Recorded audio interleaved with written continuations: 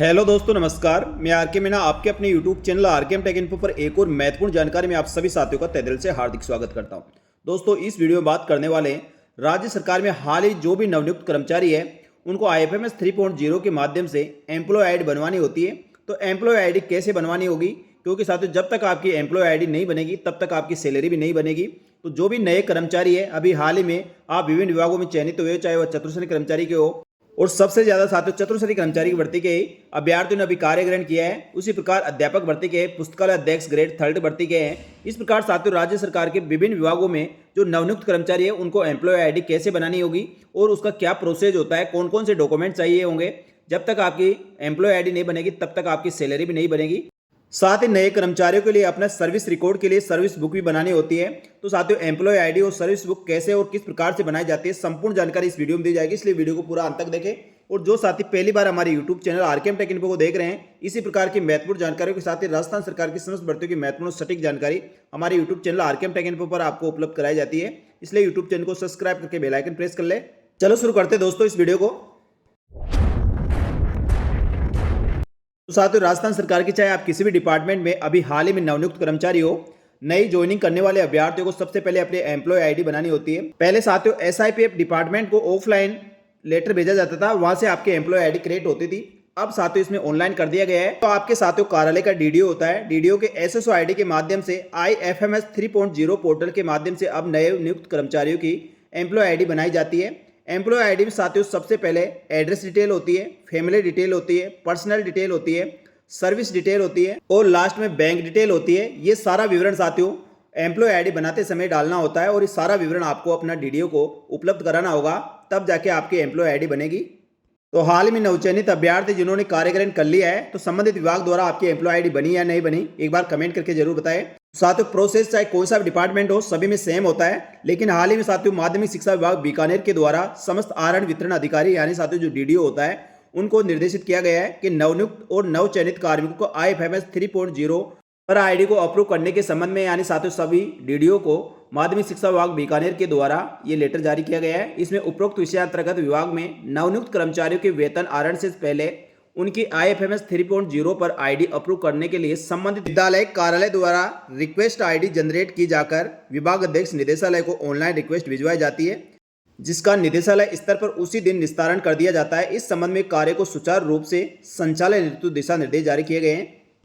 तो ये दिशा निर्देश माध्यमिक शिक्षा विभाग बीकानेर के अधीन जितने भी नवनियुक्त कर्मचारी उनके लिए, लेकिन सभी विभागों में साथियों इसी प्रकार के दिशा निर्देश होते हैं और इन्हीं के तहत आपके नए एम्प्लॉय की एम्प्लॉय आईडी बनती है। तो सबसे पहले साथियों इसमें नंबर 1, विद्यालय और कार्यालय में नवनियुक्त कार्मिकों जो रिक्वेस्ट आईडी जनरेट कर अप्रूवल हेतु HOD को भिजवाई जाती है, उनके साथ निम्नलिखित दस्तावेजों को जिसकी रंगीन व स्पष्ट कॉपी PDF में आपको 2 MB तक फाइल ऑनलाइन सबमिट करनी होती है। यानी जो भी डॉक्यूमेंट्स इसके साथ लगेंगे सारे ओरिजिनल स्कैन होकर ओरिजिनल आपको दस्तावेज अपलोड करने हैं। उसकी छाया प्रति यानी फोटोकॉपी PDF बनाकर आपको नहीं डालनी है। इसमें क्या क्या होगा, सबसे पहले साथियों आधार कार्ड जिसपे पूरा पता आपका होना चाहिए यानी सही एड्रेस उस पर होना चाहिए, पैन कार्ड, जन्मतिथि तो प्रमाण पत्र या तो जन्म प्रमाण पत्र या 10वीं की अंक तालिका, एकल व संयुक्त पासपोर्ट साइज की फोटो यानी आपके जो भी एम्प्लॉय है उसकी पासपोर्ट साइज की फोटो लगेगी। और यदि कर्मचारी विवाहित है तो उसका विवाह प्रमाण पत्र संलग्न करना होगा। नियुक्ति आदेश जो विभाग द्वारा नियुक्ति आदेश जारी किया गया है, कार्यग्रहण की रिपोर्ट जो आपने कार्यग्रहण किया होगा उसकी रिपोर्ट, साथ ही बैंक पासबुक का विवरण जिसमें बैंक पासबुक के साथ जो ऊपर का मुख्य पृष्ठ होता है जिस पर कैंडिडेट का नाम होना चाहिए, उसके बैंक का नाम, IFSC कोड और बैंक अकाउंट, ये सभी डिटेल उसमें स्पष्ट रूप से अंकित होनी चाहिए। या साथियों बैंक पासबुक नहीं तो कैंसिल चेक की प्रति भी आप लगा सकते हैं, जिस पर भी ये सभी चीज़ें उपलब्ध होनी चाहिए। तो इस प्रकार साथियों टोटल 8 प्रकार के डॉक्यूमेंट्स आपको एम्प्लॉय आईडी के लिए चाहिए होंगे। यानी साथियों आपके सभी जो भी डॉक्यूमेंट्स होंगे सारे ओरिजिनल स्कैन करके PDF उसमें अपलोड करनी होती है, जिसमें आपका आधार कार्ड हुआ, पैन कार्ड हुआ, जन्म प्रमाण पत्र, आपकी पासपोर्ट साइज की फोटो, विवाहित होने पर विवाह प्रमाण पत्र, नियुक्ति आदेश, कार्यग्रहण रिपोर्ट और बैंक पासबुक या कैंसिल चेक की प्रति आपको संलग्न करनी होगी। तो साथियों एम्प्लॉय आईडी बनाने के लिए या तो आपके DDO के द्वारा एक फॉर्म दे दिया जाता है, उस फॉर्म को भरकर ये सारे डॉक्यूमेंट्स आपको जमा कराने होंगे, या साथियों उनके द्वारा अपने डॉक्यूमेंट्स मांग लिए जाते हैं और उनके द्वारा ऑनलाइन उनके IFMS 3.0 के माध्यम से आपके एम्प्लॉय आईडी बनाने के लिए अप्लाई कर दिया जाता है। तो साथियों आप अपने डीडीओ से आप संपर्क में रहे और तुरंत जैसे आप कार्य ग्रहण कर लेते हैं उसके 5-7 दिन में अपने एम्प्लॉय आईडी बना ले, जिससे आपकी सैलरी तुरंत प्रभाव से अगले महीने में बनकर आ जाए। जब तक आपके एम्प्लॉय आईडी नहीं बनेगी तब तक आपकी सैलरी भी नहीं बनेगी। इसलिए जिस भी डिपार्टमेंट में आप नवनियुक्त कर्मचारी है वहां के साथियों डीडीओ को अपने सारे डॉक्यूमेंट्स आप उपलब्ध कराए और तुरंत प्रभाव से एम्प्लॉय आईडी बनाए। साथियों प्रत्येक डीडीओ के पास 2 से 3 लेवल होते हैं जहां पर ये एम्प्लॉय आईडी अप्रूव होती है। तो शिक्षा विभाग के द्वारा साथियों जो शिक्षा विभाग के निदेशालय स्तर से जो एम्प्लॉय आईडी वेरीफाई होती है उसके लिए प्रासंगिक पत्र के अनुसार श्रीमती ज्योति बाला व्यास वित्तीय सलाहकार और प्रतिस्थापन माध्यमिक शिक्षा विभाग बीकानेर में वित्तीय सलाहकार के रिक्त पद पर किया गया है। अतः ऑनलाइन रिक्वेस्ट एचओडी स्तर पर ज्योति बाला व्यास वित्तीय सलाहकार की आईडी पर प्राप्त होने के पश्चात आवश्यक दस्तावेजों का मिलान करने के पश्चात आईडी अप्रूव कर दी जाएगी। यदि दस्तावेजों में किसी प्रकार की कमी है, स्पष्ट नहीं है, तो आईडी को रिवर्ट या रिजेक्ट किया जा सकता है। नंबर 3, इस पत्र में जारी होने की दिनांक से पूर्व यदि किसी नवनियुक्त कर्मचारी की रिक्वेस्ट आईडी जनरेट करने तो संजय धवन या मीना सोनगरा वित्तीय सलाहकार की आईडी पर भिजवा रखी है तो उस रिक्वेस्ट आईडी को कुछ नहीं किया जाना है। अब पुनः आपको रिक्वेस्ट भेजनी होगी और रिक्वेस्ट आईडी जनरेट करके ज्योति बाला वित्तीय सलाहकार की आईडी पर भिजवानी होगी। तो साथियों ये शिक्षा विभाग के लिए ही है, बाकी साथियों सभी विभागों में इसी प्रकार आपकी एम्प्लॉय आईडी क्रिएट होती है। आप अपनी जो भी डीडीओ आपका लगता है, जिस भी कार्यालय का जो भी डीडीओ है वहां पर आपको डॉक्यूमेंट सबमिट कराना है और उन डीडीओ के द्वारा रिक्वेस्ट आईडी उनके डीडीओ आईडी से भेजी जाएगी और ऊपर जो उनके निदेशालय स्तर पर या जिला स्तर पर या मुख्यालय स्तर पर जो एचओडी होता है उनके द्वारा उसको अप्रूव कर दिया जाता है और आपकी एम्प्लॉय आईडी बन जाती है। जैसे आपकी एम्प्लॉय आईडी बन जाती है उसके पश्चात आपकी सैलरी का प्रोसेस शुरू हो जाता है और आपकी पे स्लिप जनरेट कर दी जाती है, जिससे अगले महीने में यानी साथियों जब आईडी जनरेट हो जाती है उसके अगले महीने से आपकी सैलरी आना शुरू हो जाती है। तो साथियों ये है एम्प्लॉय आईडी बनाने का पूरा प्रोसेस। आपको कुछ नहीं करना, सारे डॉक्यूमेंट्स आपको अपने डीडीओ को सबमिट कराना होगा। जहां तक साथियों संबंधित डीडीओ के द्वारा आपको जैसे नवनियुक्त कर्मचारियों की नियुक्ति होती है उसके कुछ दिन समय बाद में उनके द्वारा सारी डिटेल मांग ली जाती है, लेकिन आपको अवेयर रहना है और तुरंत प्रभाव से अपने डॉक्यूमेंट सबमिट कराना है, जिससे जल्दी से जल्दी आपकी एम्प्लॉय आईडी बन सके और आपकी सैलरी समय पर आ सके।